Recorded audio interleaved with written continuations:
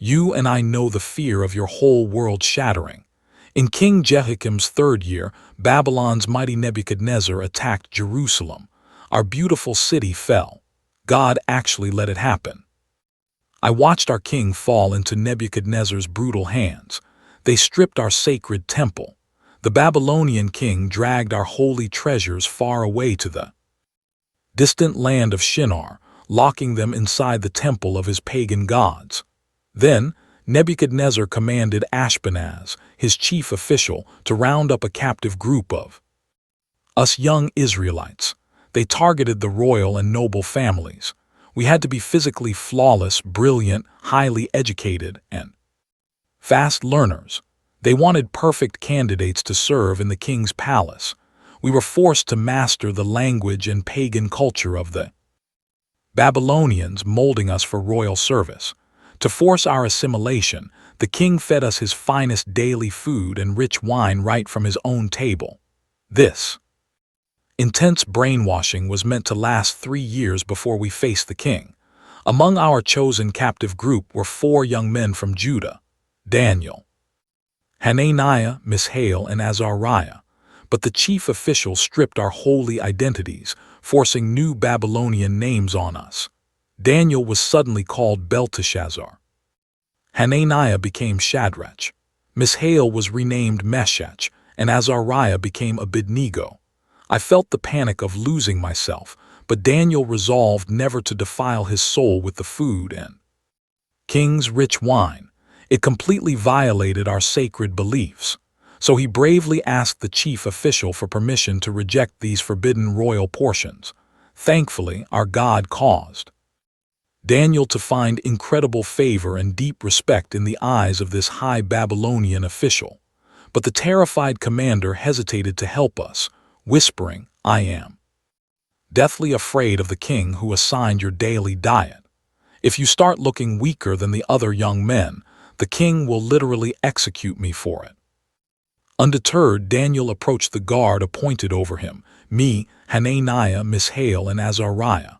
My heart raced as he proposed a simple, terrifying test of our faith. "Please let us eat nothing but plain vegetables and drink only water for 10 whole days. Then, compare our faces with the youth stuffing themselves with the king's rich banquets. Then, you can decide our fate based on what you actually observe." 10 days later, we looked noticeably healthier and physically stronger than every single boy who ate the royal food. Seeing this undeniable miracle, the guard decided to keep our faithful diet, taking away the king's heavy meat and wine, leaving us just vegetables and water. Because we fiercely clung to our identity, God blessed these 4 brothers with rare wisdom and deep understanding. They dominated their new studies, and Daniel even received the divine gift to interpret prophetic visions and dreams. When the grueling 3 years of training finally ended, the chief presented us to King Nebuchadnezzar. The powerful ruler questioned us directly, quickly realizing that not a single captive youth even came close to Daniel, Hananiah, Mishael, and Azariah. As a result, they were chosen to serve in the royal court, in every single matter requiring deep wisdom and spiritual discernment. The king found Daniel and his 3 brothers were wildly superior. They were 10 times sharper than all the seasoned magicians and mystical astrologers across his vast empire. Daniel faithfully survived in that treacherous court until King Cyrus took power. Then, in Nebuchadnezzar's 2nd year, the brutal dictator suddenly suffered from a series of terrifying dreams. You and I know what dread feels like. Desperate for answers, the sleepless ruler frantically summoned his elite magicians, his royal astrologers, dark sorcerers, and Chaldean scholars, demanding they explain his nightmare. When the trembling men arrived, the king snapped, "I had a terrifying dream that left me completely disturbed, and I absolutely must know what it means." The Chaldeans, sweating under his gaze, replied respectfully in Aramaic, "O king, live forever. Please just tell us the dream and we will proudly interpret it for you." But the paranoid king shook his head. "My decision is firm. You must tell me the exact dream and its true meaning. Fail me and face a brutal execution. But if you succeed, I will shower you with incredible gifts and high honors. Now tell me what I saw, and its meaning. Terror filled the room. The panicking wise men begged again, "Let the king tell his servants the dream and we will interpret." But Nebuchadnezzar saw their stalling. "I know you are stalling because my decision is absolute. You hope to trick me with sweet lies and completely fake interpretations, but I will not be fooled today. If you possess real magic, reveal the dream itself.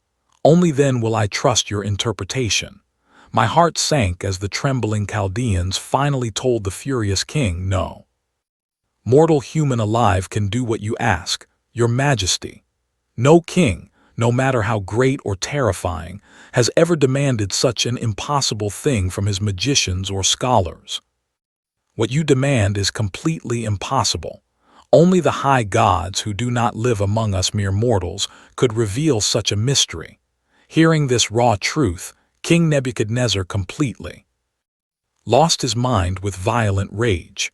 He ordered the immediate slaughter of every single wise man in Babylon. The death decree went out.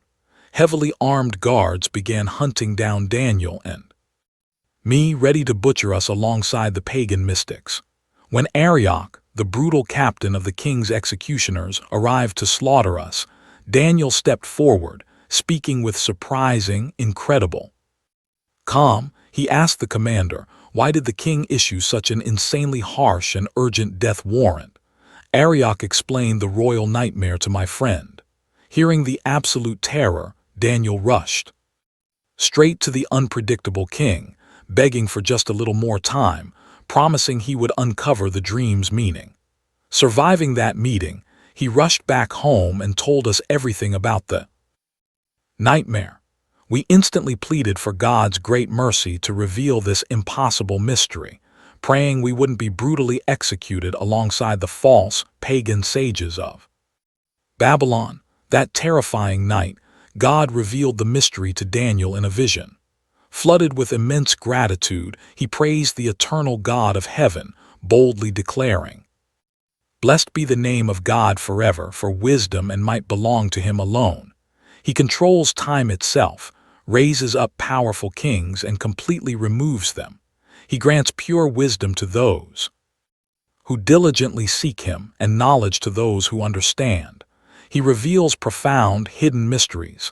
He sees everything buried in absolute darkness, and light dwells permanently with him. I give you thanks and endless praise, O God of our fathers. You granted me vast wisdom and strength. You answered our terrified prayers, miraculously revealing the dark, impossible dream of the king."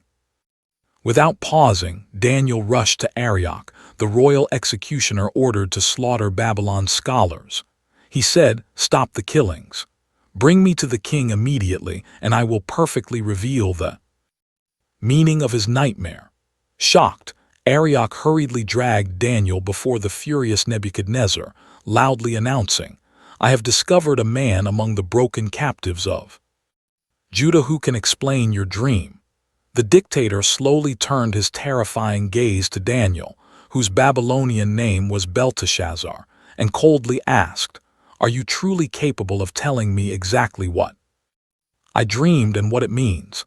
Picture you and I facing pure power."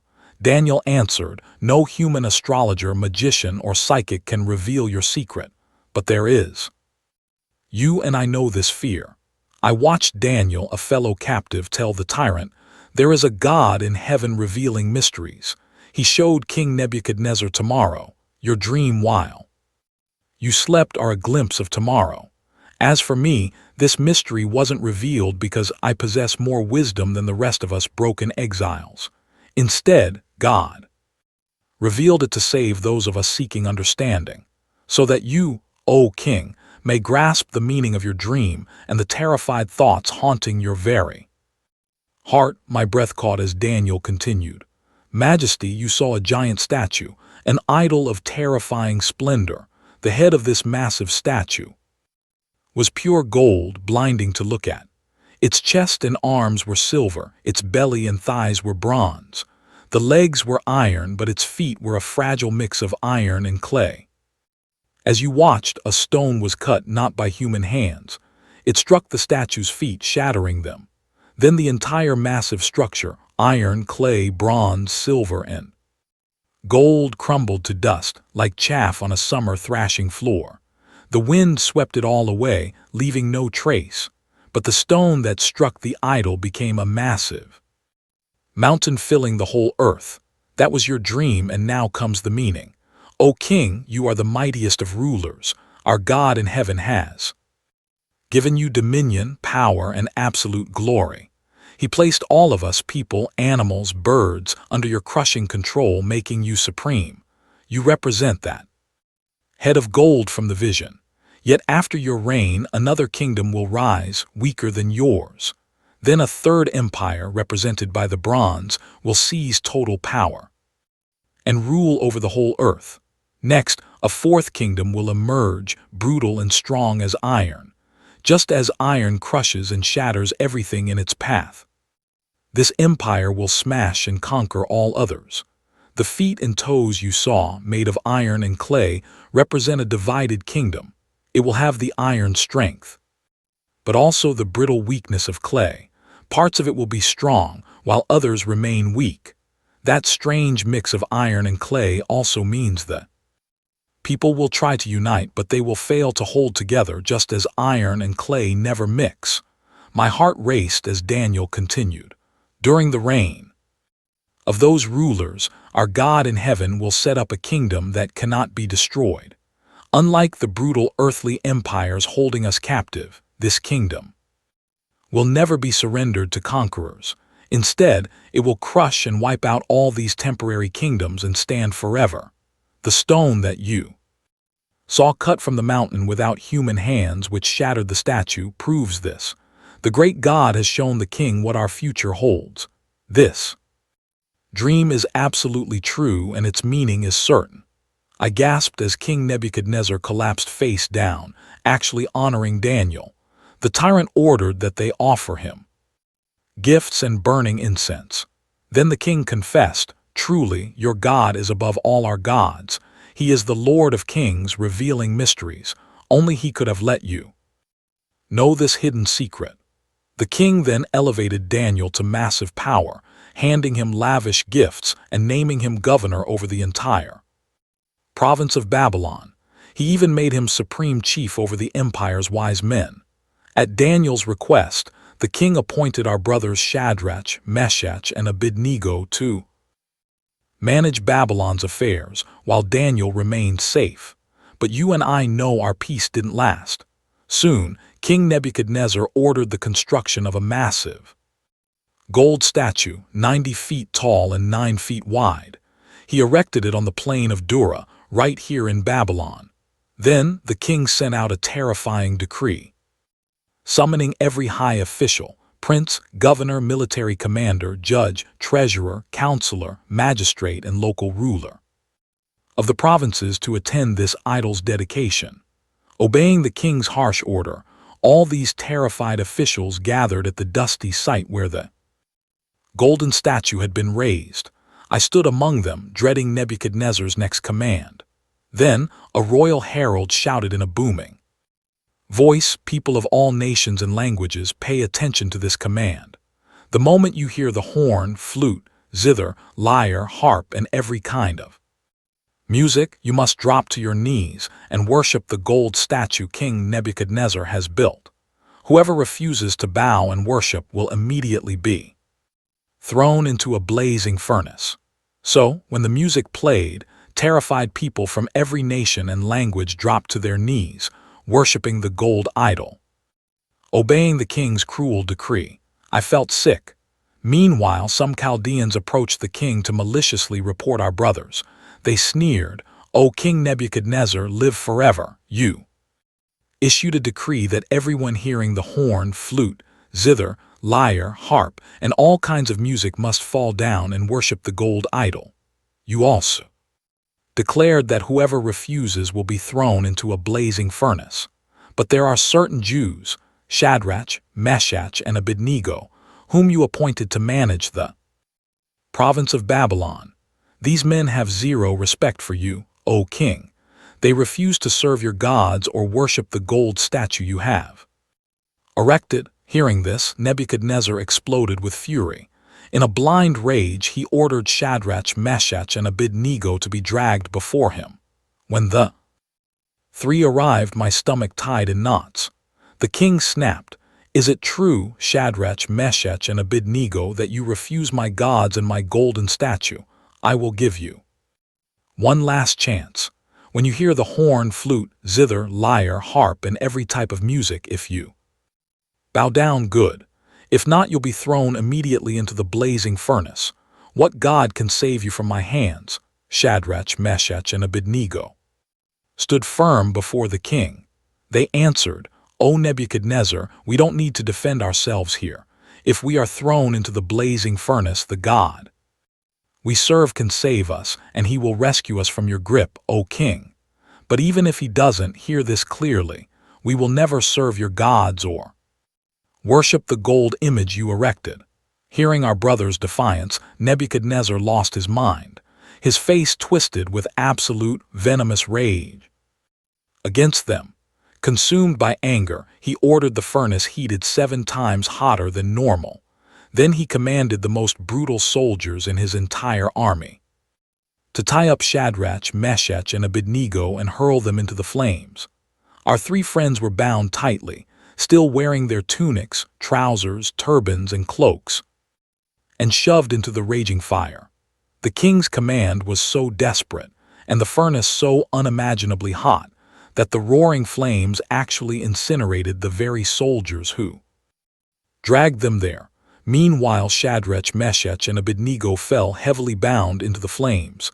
Then something impossible happened. You and I would have gasped. The king Nebuchadnezzar jumped up in terror.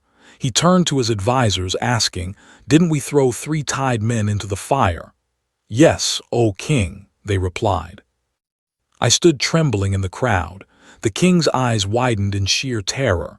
"Look," he gasped, "I see 4 men walking freely in the fire, unharmed, and the 4th looks like a divine being." Divine! Then King Nebuchadnezzar crept toward the roaring furnace. He screamed into the heat, "Shadrach, Meshach, and Abednego, servants of the Most High God, come out. Come here to me." Without hesitation, our 3 brothers stepped out of the inferno, completely unharmed. We watched as the stunned princes, governors, and royal advisors crowded around them. I stared in utter disbelief.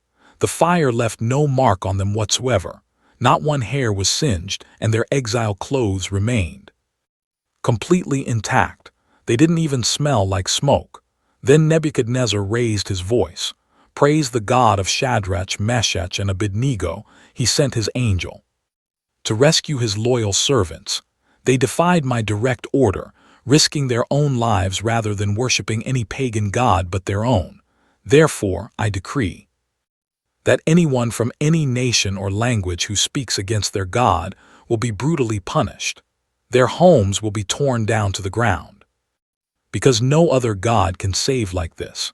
After witnessing that miracle, the king promoted our 3 brothers to even higher positions of power across the entire province of Babylon.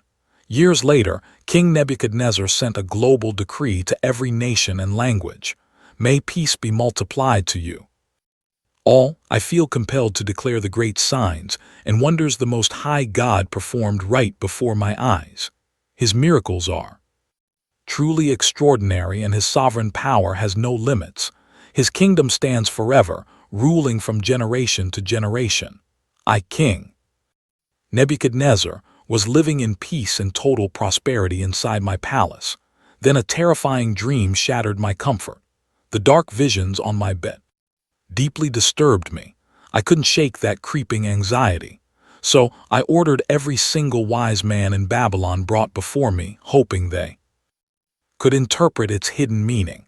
One by one, the magicians, astrologers, and fortune-tellers arrived. I told them the dream, but despite all their occult knowledge, none of them could explain it. Finally, Daniel, who they renamed Belshazzar to supposedly honor. The king's false god came before me. I knew his spirit was different. The holy gods live inside him. I told him, Belteshazzar, chief of the magicians, I know the spirit of the holy gods is in you. No mystery is too difficult for you to reveal. Tell me what my dream means. In my dark vision, I saw a massive tree in the center of the earth, reaching all the way to heaven. It grew strong, extending so far it was visible from every corner of the world. Its leaves were beautiful green. It produced endless fruit, providing plenty of food for every single beast. Wild animals rested in its deep shadow and birds nested in its branches. Everything lived off it. Then, paralyzed on my bed, I had another terrifying vision. I saw a holy messenger descending straight from heaven. He shouted with a voice like thunder, cut down the tree, chop its branches, strip its leaves, and scatter all its fruit. Let the animals flee from beneath it and chase the birds away, but leave the stump and its roots chained to the ground with iron and bronze. Leave it surrounded by wild grass. Let him be drenched by the dew of heaven, living among the beasts and eating the weeds of the earth. Strip his human mind away. Give him the mind of a wild animal for 7 seasons. This harsh sentence was decreed by the holy watchers, declaring their final verdict. Why? So everyone alive knows the Most High rules over human kingdoms. He gives power to whoever he wants, even the lowest of men. King Nebuchadnezzar saw this dark omen. Now, Belteshazzar, tell me the meaning. Not one wise man in my entire empire could decode it, but I know you can, because the spirit of the gods is in you. Hearing this, Daniel stood in dead silence for a long time. I know he must have been deeply terrified by that awful vision. Seeing Daniel's sheer panic, the king actually tried to calm him. Belteshazzar, do not let this nightmare terrify you. Daniel finally spoke up. My lord, I wish this dream belonged to those who hate you. I wish its meaning fell on your worst enemies. That massive tree you saw, the one growing so tall and strong it scraped the heavens, visible to the whole world, with its green leaves, endless fruit, and the safe shelter it offered to beasts and birds. That tree is you, O king. You've become undeniably powerful. Your greatness touches the sky and your empire stretches to the ends of the earth. But you also saw a holy messenger come down from heaven. He ordered the tree chopped down and destroyed, leaving only the stump and roots chained in the dirt with iron and bronze. Left in the wild grass, drenched by the dew of heaven, living like a wild beast until 7 long seasons pass. Here is the meaning. You and I know the terror of losing everything. Daniel said you will be exiled from society and forced to live among wild animals. You'll eat grass like a common ox, completely soaked by the dew. This nightmare will last 7 seasons until you finally acknowledge that the Most High rules over the kingdoms of this world. He gives power to whoever he chooses. As for the stump left in the ground, it means your kingdom will be restored, but only after you confess that heaven rules everything. Therefore, king, take my advice. Renounce your wicked sins, start doing what is right. Show mercy to the oppressed, and maybe your prosperity will be extended. And you know what? Everything happened exactly as Daniel predicted. Stick with me, here's where pride breaks him. A year later, the king paced his palace roof, admiring his empire. He bragged, "Is not this the magnificent Babylon I built entirely with my own bare hands, for my own ultimate glory?" But before the words even left his lips, a voice thundered from heaven.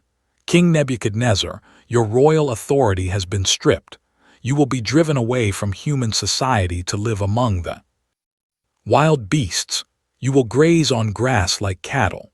7 long seasons will pass until you finally recognize that the Most High rules over mankind, giving power to whoever he desires. Instantly, the nightmare became real. The mighty Nebuchadnezzar was chased out of his own city. He survived in the wasteland chewing grass like a dumb ox, his skin drenched by cold dew. I saw him later. His hair had grown out like eagle feathers, his dirty nails twisted into bird claws. What do we learn from this? He wrote, when the time ended, I, Nebuchadnezzar, finally lifted my broken eyes to heaven, and my sanity returned. I remember hearing the king's decree. I praised the eternal Most High. His kingdom endures forever, from generation to generation. Before him, all the nations on earth are absolutely nothing. He does whatever he pleases in heaven and among men.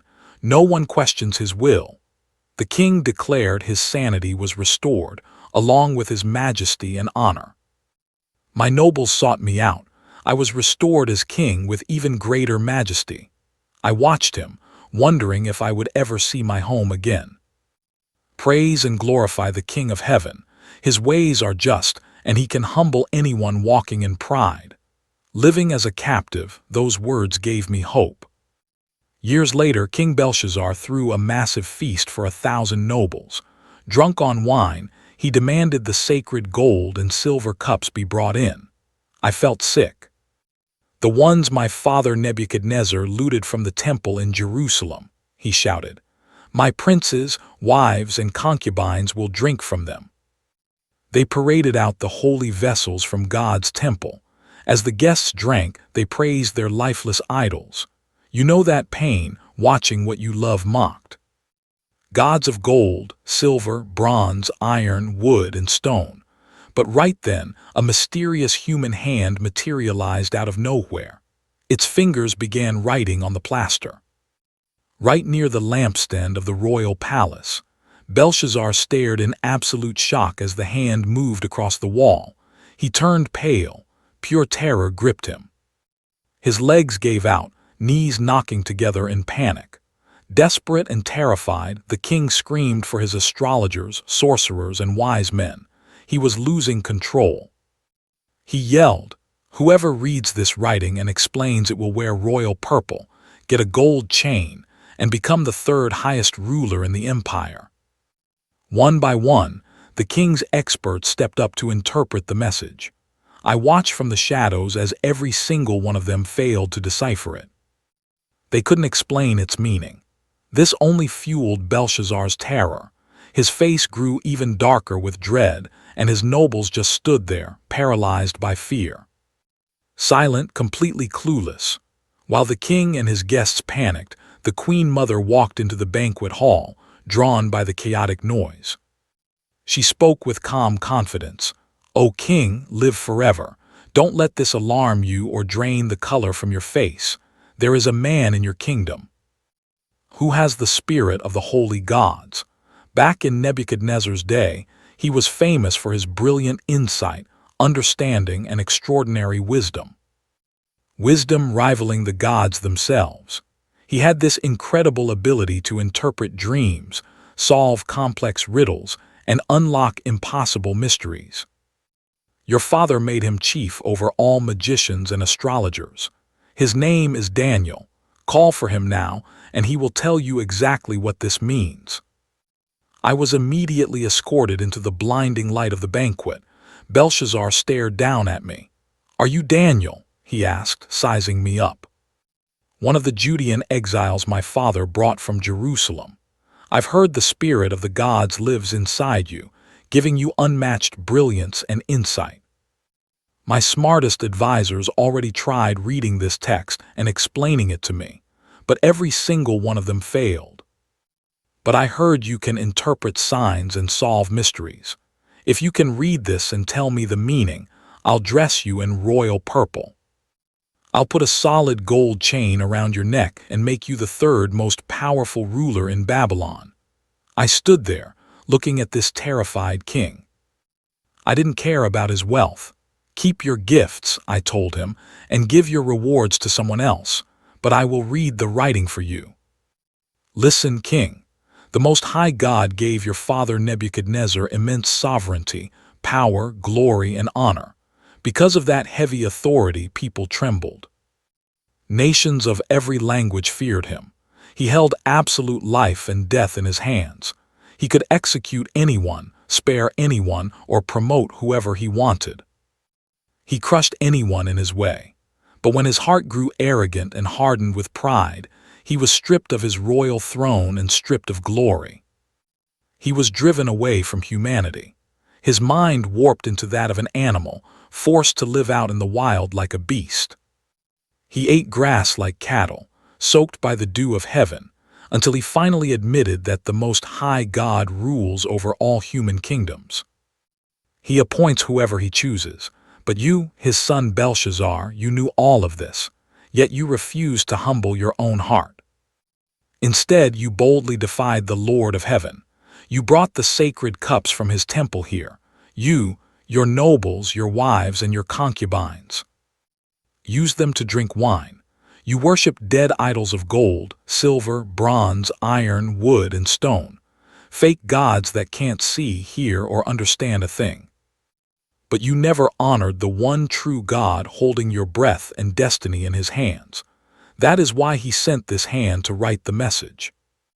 The words carved into the wall are mean, tekel parson, and here is what it means. Mean, God has numbered the days of your reign. He has brought it to an end. Tekel, you were weighed on the scales and found wanting. Purs, your kingdom is divided and given to the Medes and Persians. Instantly, Belshazzar ordered his men to dress me in purple. They hung the gold chain on my neck and proclaimed me the third highest ruler in Babylon. But titles don't save you. That very night, King Belshazzar was assassinated. Darius the Mede swept in and seized the entire empire. Darius was 62 years old.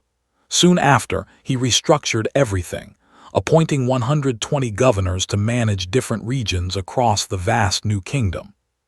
He placed 3 administrators over them, including me. I worked hard to keep my integrity intact. The king actually considered putting me in charge of the whole empire. You and I both know what happens next. The other officials grew furiously jealous of my influence. They hunted for any excuse to ruin me. But I kept my hands clean. I was diligent and blameless. Eventually, they realized the only way to trap me was by attacking my faith. They plotted together. We have to outlaw his devotion to his God, they agreed. So the administrators and governors gathered before King Darius, buttering him up with empty praises. Long live the king, they cheered. All your royal leaders, governors, and advisors have agreed on a brilliant new law we want to propose. For 30 days, no one can pray or make a request to any god or man except you, O king. Anyone who disobeys will be thrown in the lion's den. They pressured Darius into signing the decree, locking it in forever. Under Median and Persian law, it could never be revoked or changed. Have you ever felt forced to hide who you are? King Darius blindly signed the decree. When I heard, I had to choose, conform or keep my faith. Like always, I went home. I opened my windows toward Jerusalem, my lost homeland, and knelt. My enemies were waiting in the shadows, knowing I'd never abandon my soul. They caught me praying right in the act. They rushed straight to the king, demanding, "Didn't you just sign a law? For 30 days, anyone praying to any god but you gets thrown into the lion's den." The king nodded, trapped. "Yes, the decree stands. It cannot be altered." Then they turned their sights on me. "Daniel, that exiled captive from Judah, ignores your law. O king, he prays 3 times a day, openly defying you." Hearing this, the king's heart shattered. He realized he was played and felt deep regret. Desperate to save me, he spent the entire day searching for a legal loophole to revoke the order. But those officials returned, reminding him, "Your Majesty, remember our law. No royal decree can ever be changed." Stripped of all his power, the king gave the word. They dragged me to the lion's den. Before sealing it, Darius whispered, "May your God, whom you serve so faithfully, deliver you." A massive stone was rolled over the mouth of the pit. The king sealed it, locking my fate in the dark. I was totally alone. That night the king returned to his palace sick with grief. He refused food. He refused music. Sleep completely abandoned him as he agonized over my life. At dawn, he sprinted to the den. Voice cracking with agony, he cried out, "Daniel, servant of the living God, did he save you from the lions, from the cold darkness?" I answered, "O king, live forever. My God sent his angel. He shut the lions' mouths. They didn't touch me. He found me innocent. And I've done no wrong to you, my king." Overjoyed to hear my voice, Darius instantly shouted the command to pull me out. They lifted me up. Not a single scratch on me because I trusted my God. Then the king gave another order. Those who framed me were thrown into the den with their families. The beasts attacked instantly, crushing their bones into dust before they even hit the floor.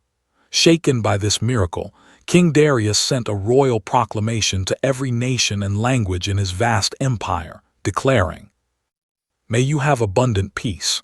I decree that everyone must fear and revere my God. He is the living, eternal God. He never changes, and his kingdom cannot be destroyed. His rule lasts forever. He rescues and saves. He performs signs and deep wonders in heaven and on earth. He saved me from the lions because I held onto my faith. You and I know how hard that is. I prospered under Darius and later under Cyrus of Persia. Years earlier, during King Belshazzar's first year in Babylon, I had a terrifying prophetic dream. I wrote down everything I saw, desperate to grasp its meaning. In my night vision, I watched the four winds of heaven violently stirring up the great sea. Then, four massive beasts rose from the dark water, each completely different. The first was like a lion but with eagle's wings. I watched as its wings were ripped off. It was lifted up, forced to stand on 2 feet like a man and given a human heart. As I kept staring, a second beast emerged looking like a bear. It was raised up on one side, clutching 3 ribs in its bloody teeth. A terrifying voice commanded it, "Get up and devour flesh." Then I saw another creature like a leopard. It had 4 bird-like wings on its back and 4 distinct heads. It was handed massive authority and power. Then, in my night visions, I saw a 4th beast, far more terrifying and powerful than the rest. It had massive iron teeth, crushing and destroying everything in its path, trampling whatever was left. It was uniquely cruel with 10 horns. As I stared at those horns, trying to understand, another smaller horn grew among them. 3 of the original horns were ripped out by the roots to make room. This new horn had human eyes and a mouth that spoke with pure arrogance.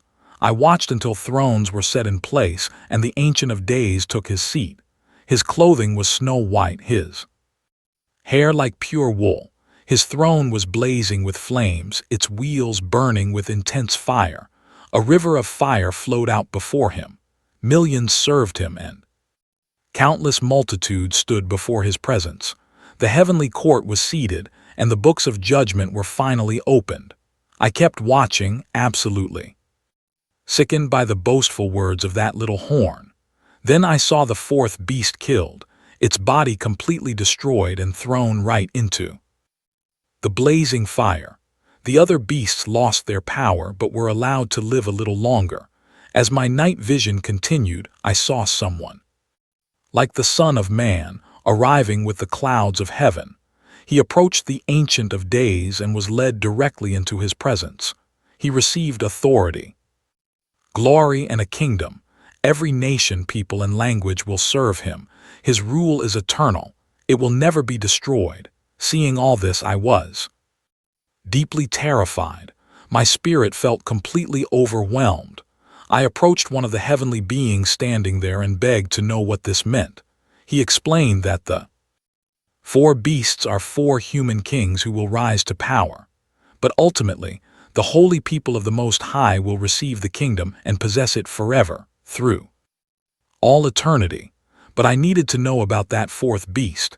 It was so different, so horrifying, crushing my people with its iron teeth and bronze claws, devouring everything and trampling the ashes.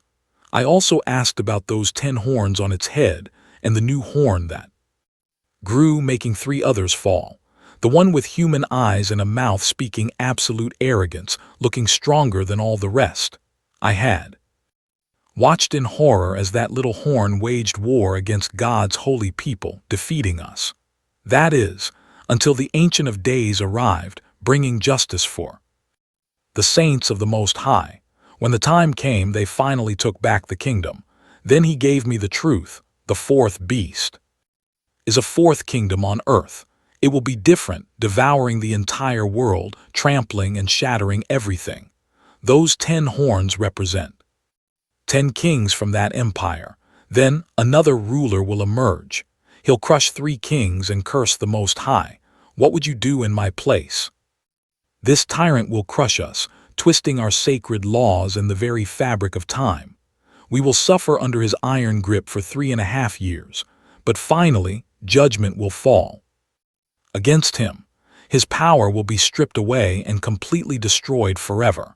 Then, an eternal kingdom of pure greatness and absolute rule over the earth will be given to the faithful, the people of God. His kingdom will endure forever, and every ruler will serve and obey him. That is exactly where the vision ended. As for me, I was completely shattered by what I saw.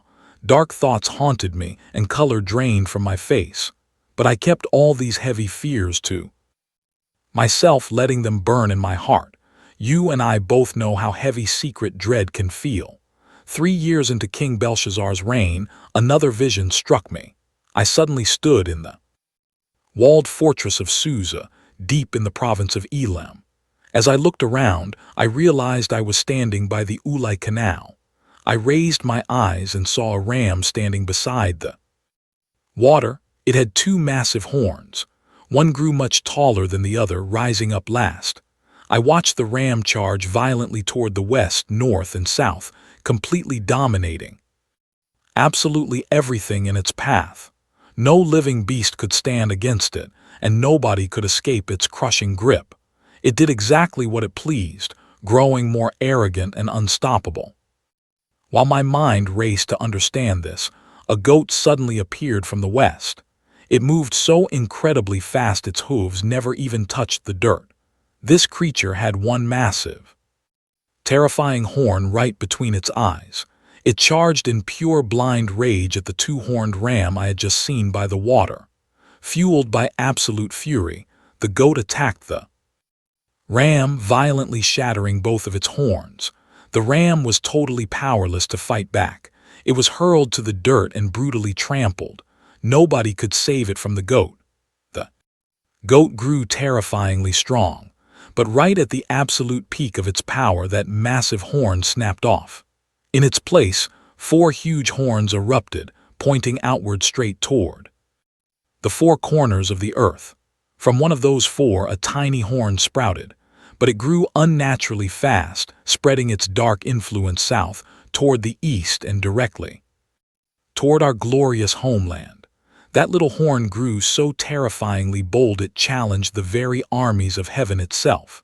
It ripped stars from the black sky and brutally trampled them.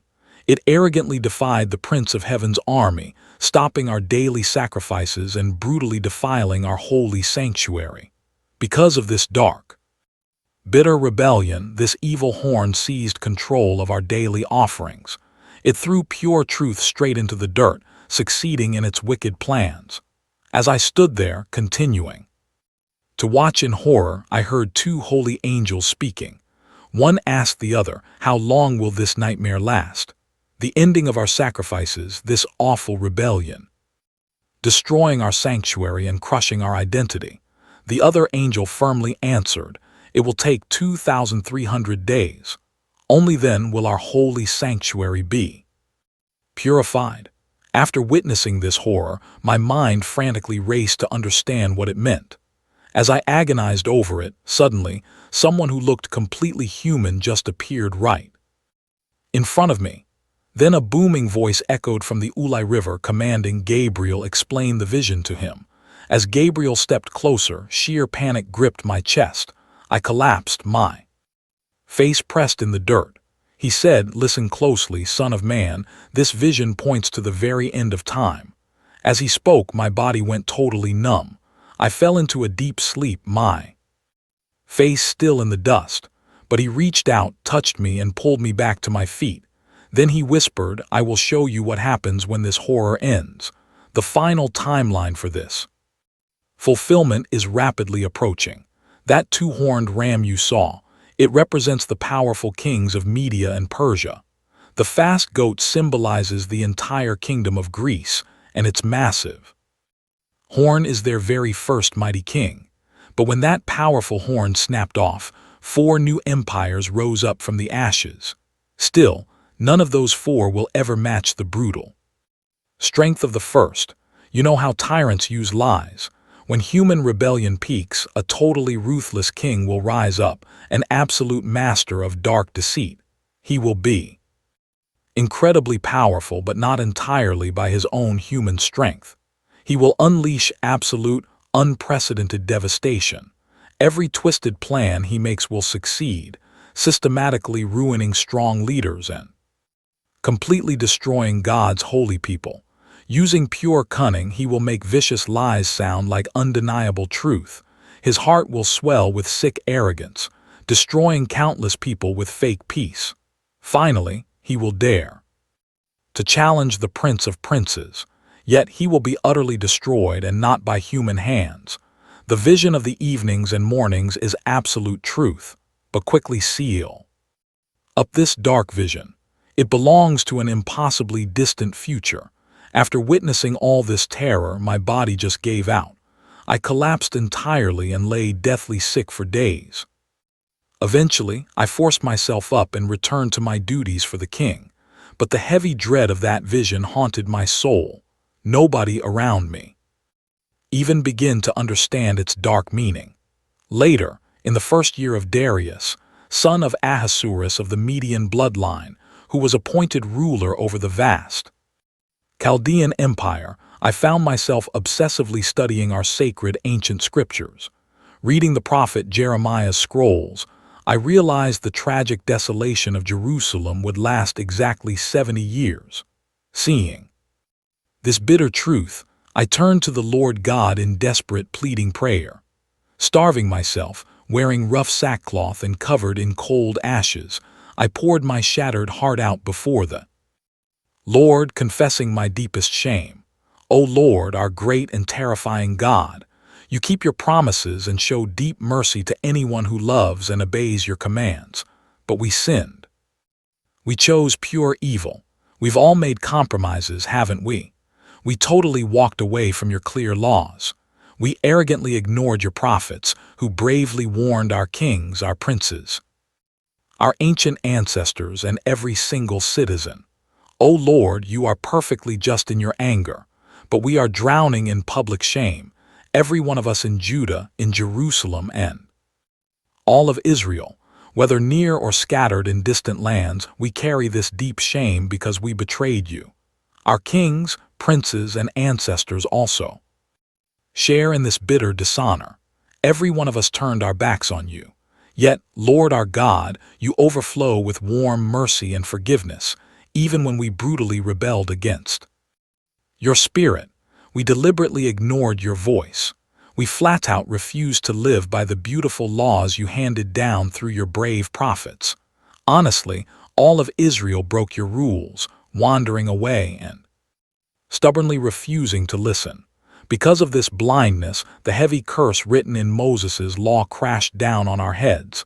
We sinned. You just kept the severe promises you made against our lives and our leaders, bringing unimaginable disaster to our front doors. Nowhere on this entire planet has a tragedy ever happened like what just destroyed our beloved Jerusalem. Just as written in Moses' law, all these nightmares became our reality. Yet, even while bleeding and broken, we never genuinely turned back to you in sincere prayer. We never repented of our ugly sins. We never bothered to seek out your truth. That is why you let this heavy judgment completely crush us. Yet, despite all this disaster, you remained entirely just and perfectly fair. We are the ones who refuse to listen. And now, O Lord our God, you who fiercely dragged our ancestors out of Egyptian slavery with a mighty hand making your name echo through history, I openly confess it, we failed. We acted like wicked fools. O Lord, by your perfect justice, please turn your furious anger away today. I am on my knees begging, turn your anger from Jerusalem. You know how it feels when your past ruins you. Our people became a joke to our enemies. Hear my prayer, God. I am desperate for an answer when faith feels dead. Shine your light on this broken sanctuary that lies in total ruins. For your own sake, listen to me. Open your eyes and look at this wasteland. We aren't asking for help because we deserve it or because we're good, but because your mercy is our only hope left. Hear us. Forgive us. Please act now. For your own sake, my God, do this. For the people who still carry your name. While I was still praying, pouring out my guilt and the sins of my broken nation, begging for mercy before the Lord for this holy place, everything shifted. I was still crying out when Gabriel, the exact same figure I saw in my very first vision, suddenly broke through the sky.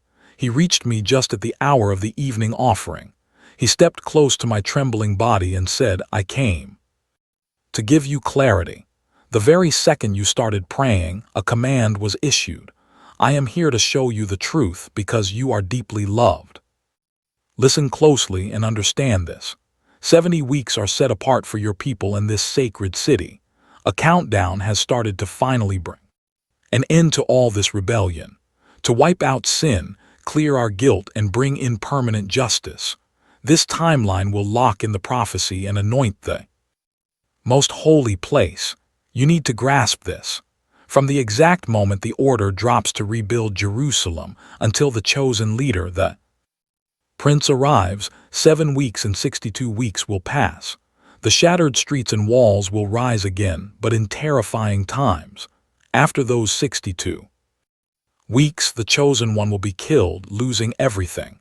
Then a new dictator's army will march in, completely burning the city and the sanctuary. The end will crash in like a massive flood. Brutal war and absolute ruin are written in stone. This tyrant will force a heavy treaty on the masses for 1 week, but halfway through, he will strip away our faith, banning every sacrifice. Disgusting corruption will spread everywhere. Total darkness will choke the land until the exact moment set for his final judgment finally hits. Look, I am Daniel. During King Cyrus's 3rd year, God tore the veil back for me. The warning was real, but its reality was still years away. I understood the nightmare. For 3 straight weeks, my soul was crushed. I wept constantly. I refused any good food, avoided meat and wine entirely. I neglected my own body until those 3 weeks bled out. On the 24th day of the very first month, I stood by the edge of the Tigris River. I glanced up and my heart stopped. Standing right there was a terrifying figure. He wore pure linen wrapped in a solid gold belt around his waist. His flesh gleamed like a carved gemstone. His face erupted like lightning, and his eyes burned right through me like wild torches. His arms and legs flashed like polished bronze. When he spoke, it sounded like a roaring mob screaming all at once. I was the only one who saw this nightmare. The guys with me, they saw nothing, but pure, animal terror hijacked their minds and they bolted to hide. I was left entirely alone, crushed by the weight of what I was seeing. My legs gave out. It felt like my soul was violently ripped from my chest. I heard his thundering voice and instantly collapsed into a dead, paralyzed sleep, face smashed against the dirt. Suddenly, a hand grabbed me, dragging me up onto my shaking hands and knees. The blinding figure leaned in. Daniel, you are incredibly loved. Listen closely to my voice and stand up. I was sent straight to you. I dragged myself to my feet, shaking out of my mind. He looked at me. Don't be afraid anymore. The very first day you chose to seek the truth and broke your ego before God, He heard you. I'm standing here tonight just to answer Those prayers, but the dark prince of Persia fought me for 21 brutal days. Then Michael, one of the supreme warriors, backed me up. I finally broke through the demonic kings blocking my path. Now I am here to expose exactly what will happen to your broken people. This prophecy maps out days that haven't even dawned yet. As he spoke, I buried my face in the dust again, completely mute. Then something that looked human reached out and touched my cold lips. My voice unlocked and I gasped. To the terrifying being above me, "My Lord, this vision has crushed my soul. My energy is completely gone. How can a shattered human like me, your servant, even look at you? I am fading fast, barely pulling oxygen into my lungs." Then that same human-like figure grabbed hold of me again, and suddenly my strength surged back. He stared at me. "You are fiercely loved. Drop your fear. Let peace ground you. Be strong right now." Just his voice injected life back into my bones. I looked up. "Speak, my lord, I am ready." He nodded. "Do you actually grasp why I am here? I have to head back soon to wage war against the dark prince of Persia. And trust me, the demonic prince of Greece is next. But before I leave, I will expose what's locked inside the book of truth. The only warrior standing with me in this slaughter is Michael, your defender. During Darius the Mede's first year, I literally stood as his shield, feeding him strength. Now brace yourself for the ugly truth. 3 more arrogant kings will rule Persia. The fourth one will drown in unimaginable wealth. Drunk on his own massive power, he will turn the entire world against the empire of Greece. Then a brutal warlord will step up, crushing everyone with absolute authority, doing whatever he wants. But right at his absolute peak, his empire will shatter, ripped into 4 weak pieces. His kids won't inherit a thing. All that vicious power he built will evaporate. His legacy will be stolen by complete strangers. Eventually, the southern king will rise to power, but one of his own generals will outgrow him, seizing an even bigger, bloodier kingdom. Years will pass, and these two rival sides will try to fake peace. The southern king's daughter will be married off to the northern rival just to seal a treaty. You and I know those deals never last. She will lose everything, and both the king and her allies will be slaughtered. Even her father and her most loyal guards will fall. But out of her broken family line, a new face will step up for revenge. He will rally a massive army, storm the northern king's stronghold, and utterly crush them.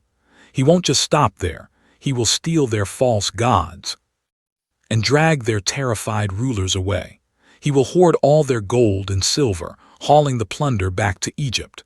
His reign will outlast the northern king. Later, the south will launch another invasion up north, but it will fail, sending him crawling back to his homeland. But his sons will crave blood, and they will gather an unstoppable, gigantic army. It will wash over the land like a catastrophic flood, pulling back only to strike the northern fortress again, locked in. Come with me into the dust. I watch the king of the south march out, burning with rage. He crashes into the north's army, and to my shock, the giant shatters and falls right into southern hands. I watch the victor's chest swell with sickening pride as he slaughters tens of thousands of our people in the streets. Yet, despite this brutal massacre, his victory vanishes quickly. We wait in dread as years pass. Then I see the north return, a terrifyingly massive army, overflowing with deadly weapons and endless wealth, ready to crush the south again. The world feels completely unstable. I see so many rising against the southern king, even violent rebels from my own community trying to force the prophetic vision, but they fail miserably. Meanwhile, the northern king advances. I watch him build siege ramps, crushing our fortified cities. The southern armies just cannot hold the line. Even our bravest fighters break. The king of the north does whatever he pleases.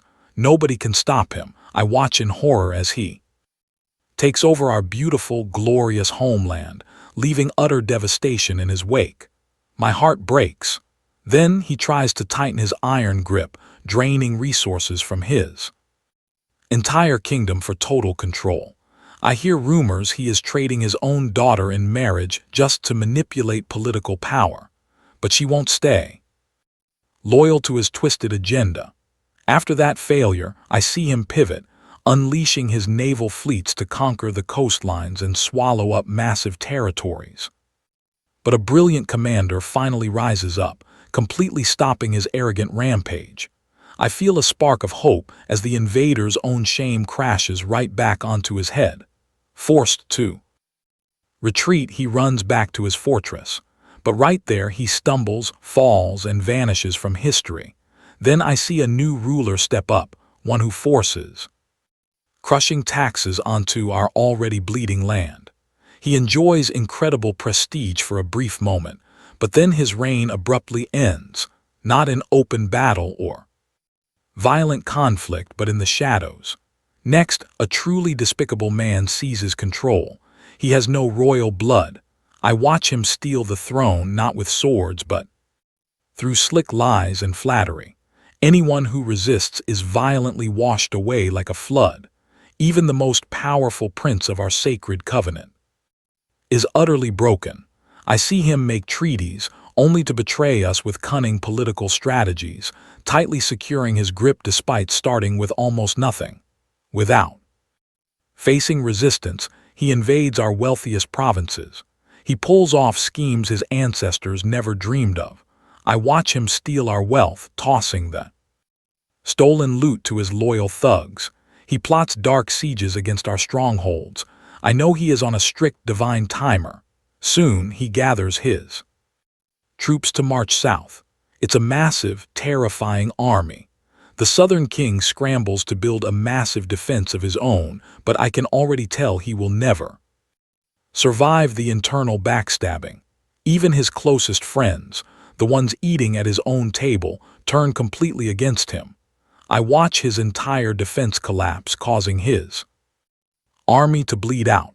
Then, incredibly, these rival kings sit at the very same table. I see them shaking hands, whispering vicious lies into each other's faces. But neither liar wins. Heaven's clock is ticking and the end isn't here yet. I watch the northern tyrant march home, his wagons overflowing with plundered treasure, but his dark heart is completely obsessed with destroying our holy covenant. I feel the terror as he unleashes his pure hatred on us before leaving. When the appointed time hits, he invades the south again. But this time is different. I look to the horizon and see Western warships cutting through the water, rising to confront him. He panics and retreats. Furious, he redirects all his boiling rage at our sacred covenant, rewarding the traitors who abandoned our faith, scheming with them. His brutal soldiers storm in, completely defiling our holy sanctuary. I weep as they stop the daily sacrifices, erecting a sickening, horrific idol right where God belongs, bringing utter doom. Those already turning their backs on our faith are easily brainwashed by his smooth, poisonous lies. But you and I know the truth. Those of us loyal to God are standing strong. I see wise leaders courageously teaching the masses, even though they suffer unimaginable pain. I watch my friends fall to the sword, burn in flames, or lose absolutely everything. Even in this dark nightmare, a little help arrives. But so many join us with fake loyalty, chasing safety instead of conviction. I see even the wisest among us stumble. Yet, I realize this agonizing fire is meant to refine our souls for the days ahead. The end isn't here yet. Meanwhile, this arrogant king does exactly as he pleases, lifting his own name far above everything. He literally places himself above the divine. I shudder hearing him spit such disgusting, arrogant blasphemies against the true God of heaven. Yet, somehow he prospers. We just have to wait for the final judgment. Heaven's decree will stand. He completely ignores the ancient faith of his fathers, and he doesn't care what anyone else loves or desires. Blinded by absolute narcissism, he trashes every known god, crowning his own ego above the entire universe. Yet, he quietly worships military power. I see him bowing to this brutal, modern force, throwing mountains of gold, silver, and stolen gems at the feet of heavily armed fortresses. He buys global fame through this foreign obsession with war. I watch him elevate local puppet rulers, dividing our beloved homeland up for cheap profit and iron control. As the final, terrifying moments of this age crash down, the king of the South strikes back, but the northern tyrant retaliates with absolute fury. I see him sweep in like a hurricane, endless waves of cavalry, chariots, and massive warships hitting the shore. He floods into the territories like a dark tide. I watch him break into our beautiful, holy land again, crushing entire nations. Strangely, a few regions like Edom and Moab slip right through his bloody fingers, still extending his empire. He devours new countries. Even mighty Egypt is swallowed up. I watch his troops drag away ancient Egyptian gold, silver, and countless stolen treasures, with completely subjugated nations marching behind him. But suddenly, rumors from the east and north paralyze him. Filled with boiling panic and rage, he decides to annihilate anyone in his path. I see him pitch his massive, arrogant royal tents right between the seas, directly casting a shadow over our beautiful, sacred mountain. Thinking he's absolutely invincible, but his clock finally runs out. I watch him fall, totally abandoned. No one helps him, and right in that moment, Michael the Great, prince who fiercely defends our people, finally stands up. What follows is pure agony, a level of global horror humanity has never survived before.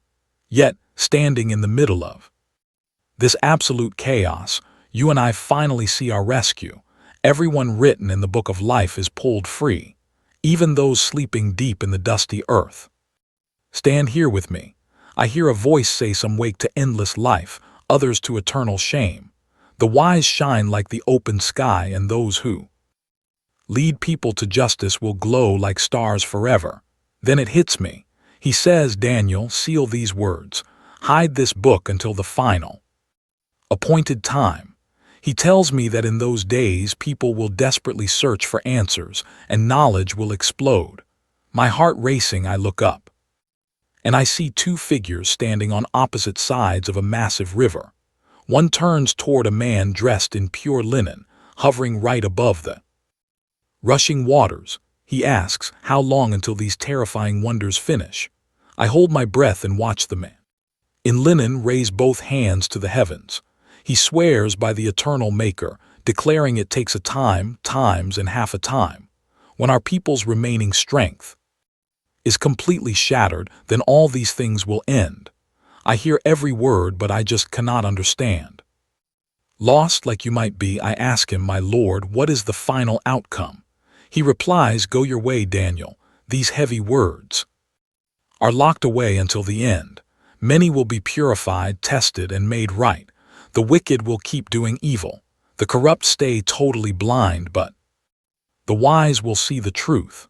From the exact moment the daily sacrifice is stripped away and the terrifying desolation is set up, there will be 1,290 days. Blessed is anyone who waits and endures until 1,335 days. But you, Daniel, keep walking. You will find rest. At the end of it all, you and I will rise to claim our true inheritance.